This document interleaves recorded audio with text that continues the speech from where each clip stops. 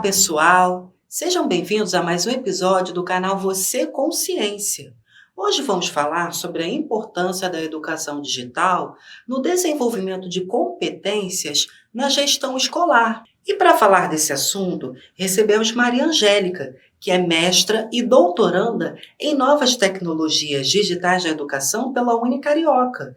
E ela também faz parte do grupo de pesquisa Gestão Educacional e Tecnologias Digitais, que faz parte do programa de pós-graduação Stricto Sensu em novas tecnologias digitais da educação, também da Unicarioca. E olha só, se você deseja contribuir para o avanço da gestão educacional, esse é o seu momento, pessoal. Esse grupo de pesquisa está de portas abertas para te receber, para contribuir com pesquisas inovadoras. E se você quer saber mais informações, entre em contato com o e-mail que está aparecendo aqui na tela, informando o seu nome e esse grupo de interesse. Vamos receber a Maria Angélica? Seja bem-vinda, Maria Angélica. Obrigada, querido. Obrigada pelo convite. É um prazer estar aqui. A casa é sua. Ah, com certeza. Me sinto em casa. A casa é sua. Você já chegou, mas já chegou em casa. Com certeza. Mesmo? E aí, como é que é a sensação de hoje você estar aqui? Eu me sinto muito honrada. Estava doida para receber o convite. Eu acho que é um avanço na nossa casa, né? Sim. Na nossa universidade, ter esse momento, ter esse espaço onde a gente pode avançar e contribuir cada vez mais no processo daquilo que a gente deseja e almeja, que é as novas tecnologias. Mas é isso. Porque é tudo muito novo, né? A educação já existindo, aí vem tecnologias digitais. Aí como associar a educação, as práticas educativas com as tecnologias digitais? Vou te dar um exemplo. Eu sempre escutei falar de robótica, né? E o meu entendimento de robótica, para você ver como a gente é engessado, né, em algumas questões, falava em robótica e eu idealizava só um robô. E aí, nessa minha prática diária de gestora, né, eu administrava 122 escolas, depois passou para ser 101. Eu descobri uma escola, um gestor que já tinha uma caminhada em relação à robótica. E aí ele pediu ajuda para disseminar, para competir, criou na escola dele uma equipe. E aí eu fui visitar a sala maker dele, fui conhecer o que era a robótica. Sim. E aí, para surpresa, eu vi o quanto que a robótica não é o robô. Ali já quebrou já o que você estava imaginando. Nossa, e aí eu sou aquela gestora que cada vez mais busca fazer com que a própria rede entenda o que é essa robótica para esses meninos. Porque é um aprendizado, é aprender programação, é aprender questões sociais que através da robótica pode ser resolvida. Sim. Eles criam cada projetos maravilhosos. Alunos que têm timidez, que se destacam porque eles fazem parte da equipe, trabalham na parte da comunicação. Então, assim, quanta coisa pedagógica, instrutiva e de aprendizado uma equipe de robótica produz na escola. E aí, Maria Angélica, você veio assim com base, creio eu, que você tem várias experiências também. Muita história, não sei que eu devia ter escrito um livro sobre isso. Sim, as suas experiências aí, ó. Vai aí uma ideia. Sempre falei que eu ia escrever um livro sobre contar essas histórias, né, por onde eu passei. Sim. E muitas questões que eu vivenciei, né? Eu tenho na minha memória uma questão, assim, muito importante. E eu tinha um aluno que ele era assim, sabe aquele aluno comunicativo que todo mundo gosta, mas ele aprontava. Ele só vivia fora de sala de aula, a minha coordenadora não aguentava mais ele, mas ele era carinhoso, não respondia a ninguém. Sabe aquela simpatia? Sim. Que acabava enrolando a gente no bom sentido? Ele era desse jeito. Aí um dia, a coordenadora de turno veio falar comigo. Falou assim, olha, Angélica, eu não me lembro o nome dele, ele falou assim, ele estava fora da sala de aula, e aí eu fui falar com ele estava com um negócio na mão, eu pedi para ele ver o que era. E era uma arma preta, grande, né? Uma arma que você, Sim. no escuro, é uma arma. Era de plástico, mas era uma arma. Eu recolhi, está aqui comigo, ele está querendo. Falei, me dá essa arma. Aí botei a arma na gaveta e falei assim, você vai dizer para ele que na hora da saída eu quero ele aqui na minha sala. E eles sabiam que quando eu chamava era para bater papo. Aí ela pode deixar. E fala para ele que eu quero ele na sala de aula agora. Passou. Eu esqueci, porque é tanta coisa, atendendo muita gente. Quando foi no final da manhã, ele bateu na sala e falou, dona Angélica, a senhora mandou me chamar? Eu falei, mandou. E a minha sala, assim, entrava na sala das adjuntas e depois era a minha sala. Aí ele entrou, eu falei, senta aí. E a gente ficou 2 horas conversando. E aí a primeira conversa com ele foi, por que você tá com essa arma de brinquedo? Aí ele começou a querer disfarçar, e aí eu sei todas as técnicas, né? E aí eu comecei a falar para ele assim, você tá enganando a você ou tá querendo me enganar? Ele foi chegando pro canto da parede e a nossa conversa foi transcorrendo em cima disso, né? Eu fui dizendo para ele assim, você é um menino tão maravilhoso, tão comunicativo, tão amoroso.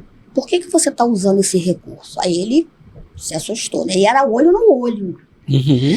Aí ele começou a chorar. Aí eu falei para ele assim, na vida a gente tem 2 caminhos. Mas se a gente não tem coragem de enfrentar determinado caminho, a gente é covarde. A gente não é um homem, a gente é um covarde. E eu tenho certeza que você não quer ser esse cara covarde. Eu sei o que você deve estar enfrentando aonde você mora. Aí ele queria disfarçar, ele sabia o que eu estava falando. Eu estava falando nas entrelinhas e ele também estava entendendo. Não podia falar claramente, né? Mas ele estava entendendo. Ele começou a chorar. Olha, nós levamos 2 horas. Minhas adjuntas ficaram todas preocupadas, porque a porta ficou trancada. Ele chorava de quase se enfiar na parede, literalmente. E foi se encolhendo. Nós ficamos 2 horas. E eu fui conversando com ele, e ele chorava. Estava aceitando e entendendo que eu estava dizendo que eu sabia o que ele estava fazendo. Sim. Aí eu falei para ele que eu acreditava nele, que eu amava ele, por isso eu estava ali trabalhando. Eu até me emociono quando eu lembro disso. Que eu estava ali por eles, que eu poderia não estar ali. Eu poderia não estar ali conversando com ele, perdendo 2 horas com ele. E se eu estava fazendo isso, é porque eu acreditava que ele podia lutar contra isso. Sim. E aí a gente ficou, e depois ele foi se acalmando, a gente foi se acalmando, passou. Eu não devolvi a arma para ele, a arma ficou comigo. E a gente ficou conversando, e depois ele se acalmou, a gente ficou ali. Aí fui falando mais outras palavras de incentivo, que eu estava ali para a hora que ele precisasse, que eu estava junto com ele, tal. Passou, o ano terminou, ele concluiu o ensino médio e eu esqueci dele. No ano seguinte, a gente já estava, acho que quase na metade final do ano seguinte, ele já tinha saído da escola. Aí um belo dia, o porteiro interfonou para mim e falou assim, dona Angélica, tem um ex-aluno aqui querendo falar com a senhora. Eu falei, pede para falar com a adjunta, porque eu estou atendendo um fornecedor aqui e estou fazendo conta. Vê se as meninas podem atender. Aí passou lá para as meninas ficaram lá e eu esqueci.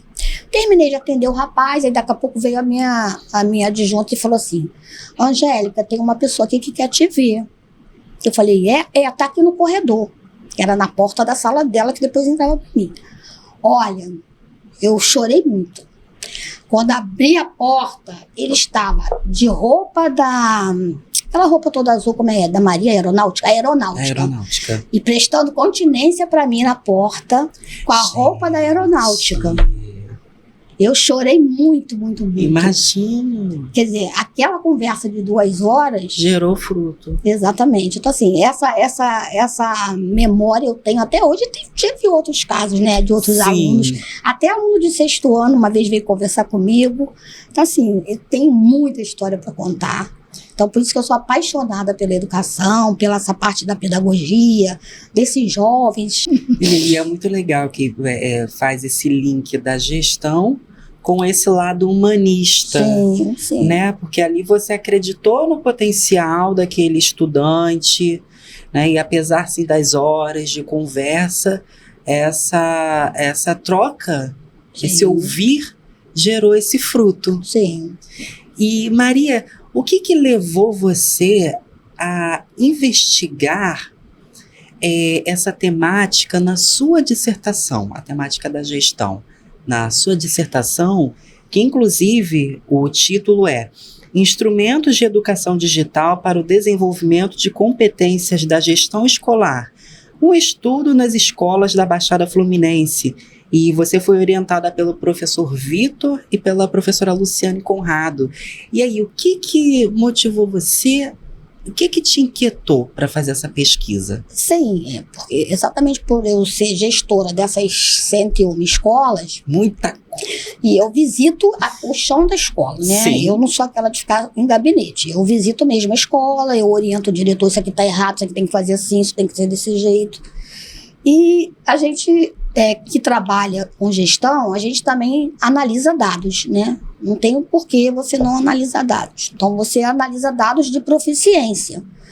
Então, analisando os dados de proficiência, você faz uma análise de por que a escola X e a escola Y possuem as mesmas características, estão localizadas na mesma região conflagrada, vamos dizer, por exemplo, e tem uma equipe, tem isso, tem aquilo, e a gente observa diferenças nessa proficiência, nesse envolvimento, nas propostas pedagógicas da escola. E aí a gente começa a pensar algumas questões relacionadas à gestão. Então, assim, existem já estudos, né, de que os resultados de proficiência dos alunos, em primeiro momento, é do professor, né, de sala de aula, e no segundo momento é do gestor, é da equipe gestora. Porque a equipe gestora é que vai liderar toda a sua equipe, e é toda a sua equipe na sua equipe gestora, são os seus professores.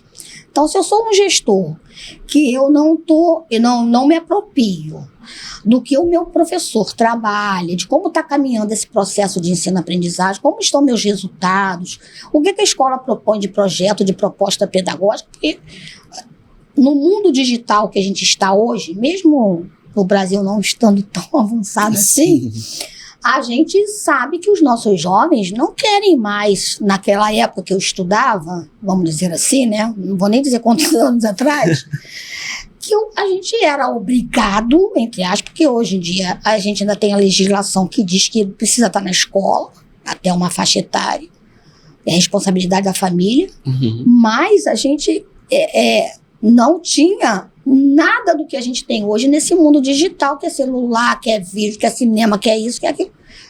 E os nossos jovens têm tantas outras coisas atrativas que se a gente... Não quer dizer que tem algumas linhas que falam que o professor tem que botar aquele nariz de palhaço. Não é isso. Porque se a gente une... A gente precisa um pouco também divulgar o que é pedagogia de projetos, né? O que isso leva as pessoas a se envolverem, a se comprometerem? Então, eu particularmente gosto disso. Eu gosto de projetar, planejar projetos, mas não é projeto por projeto. É tudo com um objetivo específico, né? Objetivo geral específico de cada ação que eu vou fazer. E, Maria, com base assim, com todas essas experiências, quais lacunas que você observou são, claro, são inúmeras, né? São complexas, são inúmeras, são várias, são diversas. Mas quais lacunas, assim, as principais que eu posso dizer, que você observou ao longo da sua experiência? Quais lacunas que os gestores, assim, geralmente enfrentam? Eu penso que, e por isso que eu quero fazer a pesquisa mais aprofundada, primeiro, eu acho que é uma questão que vem de formação do próprio gestor, né? Da vivência que ele teve, né? Por exemplo, na rede estadual, para ser gestor, tem que ser professor de sala de aula. Tem que ter um tempo de professor de sala de aula. Sim. E aí, tem toda uma outra tratativa. Se você é um professor, e aí o professor ele é gestor daquele espaço da sala de aula. Se ele é um professor e um gestor da sala de aula que tem uma boa comunicação com seus alunos, que reconhece o seu aluno como aluno, não como número, que tem um entendimento do seu comprometimento do processo ensino-aprendizado, que está sempre se atualizando, porque o professor não pode parar de estudar. Ele tem que evoluir conforme evolui a sociedade. Sim. E a gente, às vezes, não vê isso nos colegas. Então, assim, todo esse perfil de gestor ali daquele espaço, né, que é bem pequeno, se ele tiver isso bem trabalhado, quando ele passa a ser um gestor, essa característica, ela precisa ser em dose dupla, tripla, mas ele consegue. Ele consegue ser um líder e ele vai aprendendo também, porque a gente aprende, a gente tem um ditado, né, na rede, que a gente diz que a gente aprende as coisas com o carro andando. Então, se o diretor, se o gestor, ele não tem o foco nesse aluno dele, se ele não conhece, como eu te falei das minhas experiências, né, não tem essa relação com o aluno, por exemplo, a gente teve essa lei agora do celular. Sim, sim. E aí eu fiz uma reunião com os gestores, né? Ainda estava liderando esses gestores. E aí começou todo mundo a ficar desesperado. Como é que a gente vai? Aí a gente não pode celular no primeiro dia de aula lá, o aluno do ensino médio, que eles são questionadores, né? Sim, muito sim. mais do que os do ensino fundamental, segundo segmento. Eu falei, gente, por que esse desespero todo? Vocês vão, no primeiro dia de aula, acolher os alunos. Ponto. E aí eu falei para eles, vocês têm que ter calma. Aí depois vocês fazem o quê? Fazem roda de conversa nas turmas, vão explicar para os alunos que existe uma lei e que vocês não podem fugir ao que está posto numa lei. Mas a gente pode fazer um acordo. Como que a gente pode? Que sugestão vocês têm para dar? Já que não pode usar o celular na escola. E aí deixa os jovens falar. E aí vocês vão argumentando e vão arrumando as estratégias e as normativas que a escola vai seguir. Vamos guardar o celular em tal lugar, vamos ter um momento. Quando o professor for dar aula tal. Mas e o professor vai poder usar o celular na hora que o aluno não pode dentro da sala de aula? Então são questões que a gente vai refletir em conjunto, mas dizendo para eles que existe uma lei. E é isso. É muito calma, é olho no olho, é conversando com os alunos, porque os jovens, eles são esclarecidos, eles sabem até onde pode ir, e eles têm sugestões maravilhosas. E aí a gente começou o ano, foi uma tranquilidade nas escolas, tá? Teve diretor me ligando, falando, e olha, Angélica, não tive problema nenhum, foi super tranquilo. Conversamos com os alunos, botamos no auditório, 2 turmas, falamos, eles deram sugestões, aqui. Falei, tá vendo? Isso aí, com base assim na sua pesquisa também de campo do mestrado, aqui da Unicarioca, quais perfis, quais características comportamentais que você identificou nos perfis dos gestores da Baixada Fluminense? A gente tem um gestor, alguns gestores muito comprometido com os seus alunos. Eu tenho um gestor que conhece, eu sou péssima para guardar nomes, tá? Eu sou muito visual. Eu olhei para a pessoa, eu não me esqueço mais daquela pessoa. Fotografou a pessoa. Isso. Sim. Mas o nome, eu tenho essa trava aí que eu ainda não descobri psicologicamente qual é o problema. Acontece. Mas eu tenho gestores que sabem o nome de todos os alunos e conhece o responsável, a família, tudo. Eu acho incrível, né? A diretora do colégio estadual que eu me formei em 2017, vê a minha mãe hoje pelas ruas e ainda fala, Dona Luciana, mãe do Tiago Salles. Manda um beijo para ele, sempre lembro. É isso aí. Então, quando o gestor ele tem esse comprometimento, a gente fala que é um pouco socioemocional, né? Porque nas relações, ele é um líder que está inserido nesse contexto pedagógico que eu estou te falando. Porque ele está preocupado com aquele aprendizado daquele aluno, o que a escola está proporcionando para o seu aluno. Então, ele se envolve com seus professores. Não quer dizer que tudo é uma maravilha, mas ele está num caminho mais assertivo, vamos dizer assim, enquanto gestor, né? Claro que todo gestor, eu já fui gestor, eu sei, a gente não elenca aqui, nem nessa nossa conversa dá para elencar todas as dificuldades que um gestor vive. São muitas. Assim, são milhares no dia. A gente fala que todo dia tem um incêndio na escola para apagar. Né? É brigas, é bullying, é isso, é Ministério Público, é uma série de questões. Sim. Além de dar conta do pedagógico, que é o processo ensino-aprendizado. Então, assim, se o gestor está focado nesse aluno, a gente já tem 70% de potencial, vamos dizer, dessa gestão, né? E assim, qual habilidade, qual competência que hoje você vê como indispensável para um gestor escolar? Olha, eu acho que primeiro a competência que ele precisa ter da comunicação. Se você tem um gestor que tem um problema em relação a se relacionar com o outro, a comunicar, a ter clareza nos procedimentos e naquilo que ele deseja, ele vai ter sérios problemas. Porque você, por exemplo, vamos dar um exemplo. As pessoas que trabalham comigo, elas já sabem que se for me perguntar alguma coisa, a gente vai sentar e vai conversar. Uhum. Por exemplo, eu tenho uma equipe, e aí eu proponho alguma coisa para a equipe. Eu já vou com a minha proposta. A minha equipe fala assim, Angélica, eles têm liberdade. O primeiro passo dessa comunicação, dessa relação é isso, é você ouvir o outro também. E aí eles falam assim, Angélica, isso aqui não tá legal não concordo com isso não é desse jeito não. Se no primeiro momento eu digo assim, mas eu não acho que você tá certa não, quem tá certa sou eu, vai ser desse jeito que a gente vai fazer. Uhum. Já era.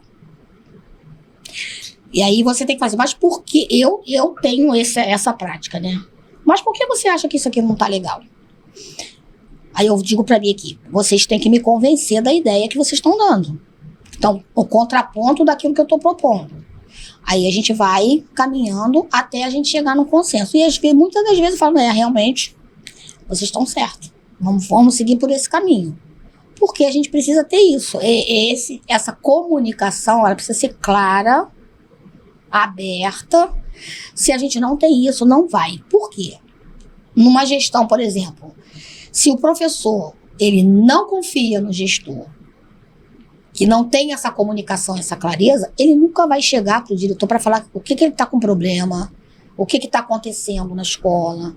E aí, às vezes, o cara se amargura, vai trabalhar mal-humorado e ele não produz bem para os seus alunos. Sim. Por isso eu estou te falando que essa questão do perfil comportamental envolve todas as questões do nosso trabalho. Eu falo que para a gente ter sucesso, a gente precisa gostar do que está fazendo.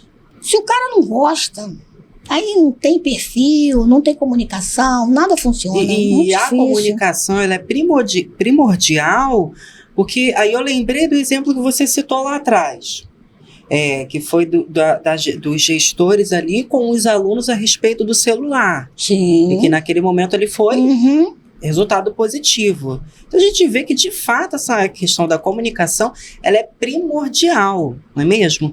E Maria, e quais resultados que você teve da sua dissertação? Olha, o resultado foi, eu dei feedback para esses diretores, né? Sim. Eles fizeram alguns testes, inclusive eu apliquei, porque do mestrado eu ia por esse caminho que eu quero ir agora no doutorado, pelo perfil comportamental. Mas por conta da pandemia, do meu acidente, eu fiz um pouco do perfil comportamental. Então eu apliquei um testezinho que eu mesma fiz das experiências que eu tenho, e apliquei e eu dei a devolutiva para eles, né? Eu fiz um testezinho por WhatsApp também, que eles preencheram lá, marcaram, e depois eu dei a devolutiva de quantos pontos, qual era o perfil deles ali. Eles riram muito, gostaram a beça, adoraram fazer o teste. E eles falaram, eu preciso trabalhar mais isso. Eu pensei que eu era isso, eu não sou. Sim. Então, assim, foi bom para eles. Enquanto devolutiva, eu expliquei porquê do teste, que eles precisavam olhar um pouco para esse lado. E eu acho que contribuiu para esses 10, né?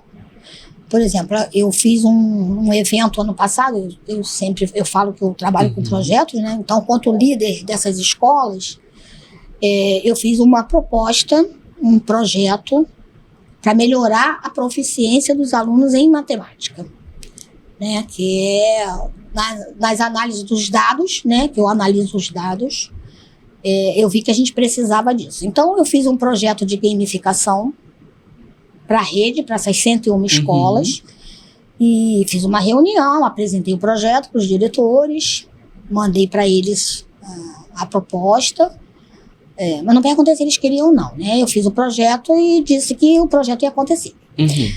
Porque senão tem alguns que não querem, Sim. né? E aí, a gente tem toda uma estratégia, né, de gestão para você fazer a coisa acontecer.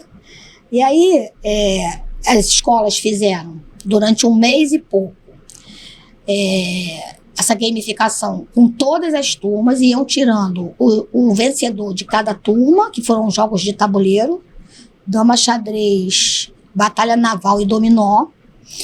E depois a escola tiraria o seu representante de cada modalidade, e aí a gente fez uma final, que foi maravilhosa, no Sesc. Eu consegui a quadra do Sesc, e a gente teve show, a gente levou nos intervalos de cada jogada, a gente teve uma banda de professores que tocou, Sim. uma banda de alunos que dançaram. Então, assim, cada uma hora de jogo, de rodada, que tinha as tabelas, né? Escola contra escola. E tinha premiação, eu consegui premiação, primeiro lugar era celular de cada modalidade, Sim. Depois era relógio digital, depois era o jogo, tinha uma outra coisa lá. E aí tudo doação, né?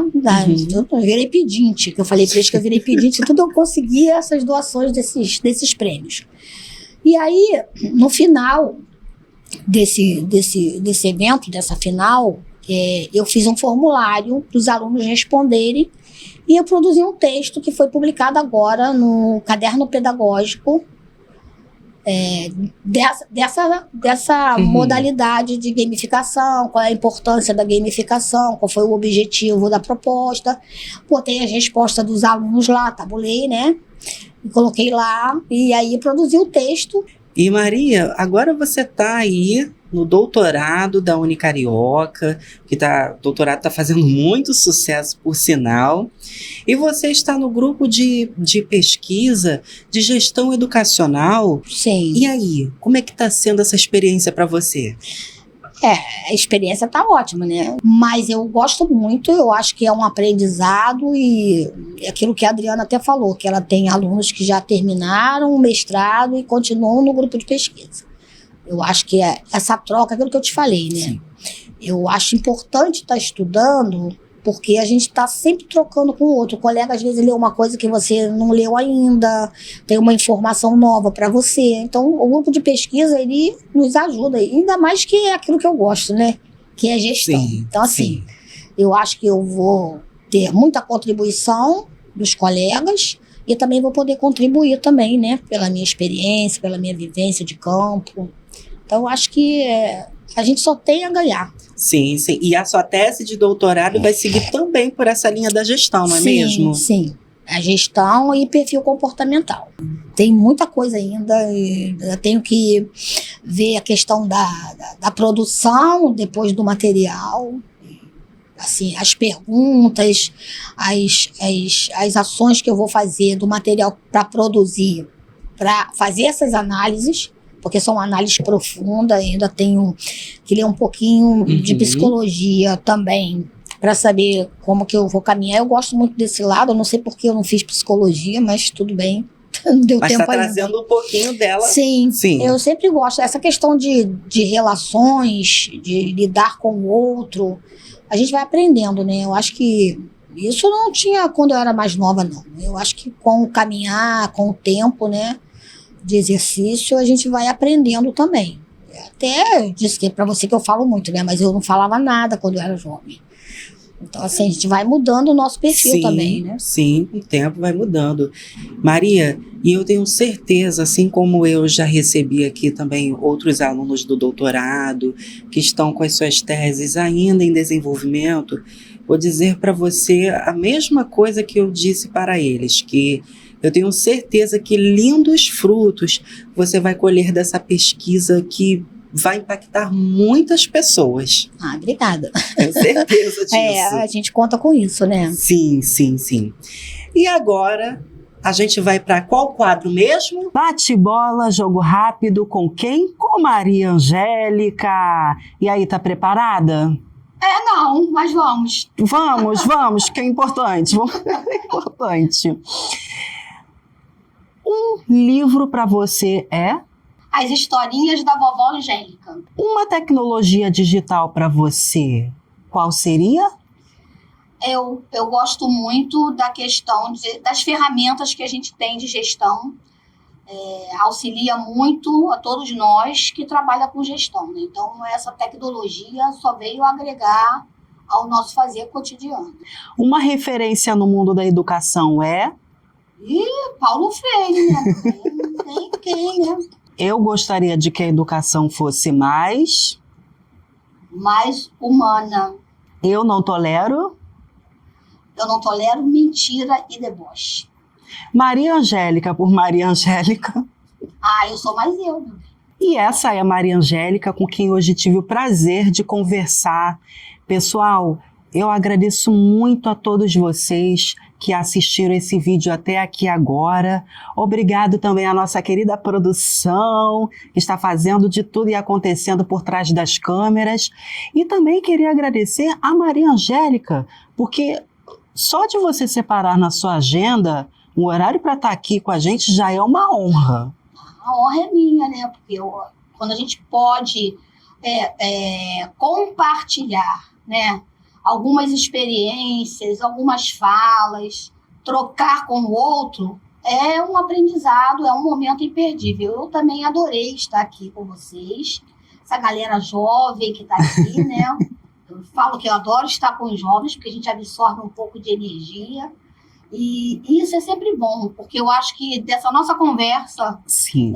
Eu sei que eu também, nas experiências que eu contei para vocês, e para quem está nos assistindo também, a gente sempre reflete alguma coisa da nossa vivência e que a gente também pode melhorar.